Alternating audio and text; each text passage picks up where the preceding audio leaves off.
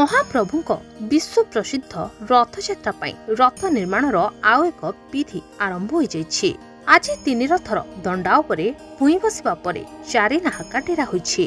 प्रत्येक रथरे 4टी लेखाए नाहाका मोट 12टी नाहाका ठिया करा जाइछि। एहा परे 14टी नाहाका ठिया करा जिवो बोली सूचना रहिछि। एहा सहित रथ उपरे छंदा और गयळ भिड़ा कार्य मध्य चलिछि। महाप्रभुଙ୍କ 3 रथर 4 नाहाका सहित जोखा मध्य भिड़ा जाइछि। एहा परे भूई जोड़ा कार्य सरिबा परे प्रत्येक रथरे 3 गोटी भूई उठिबो। प्रथम भूई 6 काठ लागिबा परे द्वितीय भूई उठिबा कार्य आरंभ हेबो। प्रत्येक भूई रे 12टी लेखाए काठ जोड़ा जाइछि। प्रति रथरे 3 थाकरे 3 गोटी भूई रे मोट 30टी काठ जोड़ा जिवो।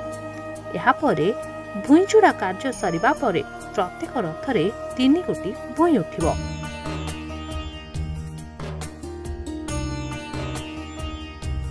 पुरीरू रमेश साहू को रिपोर्ट संभव टीवी ओडिया।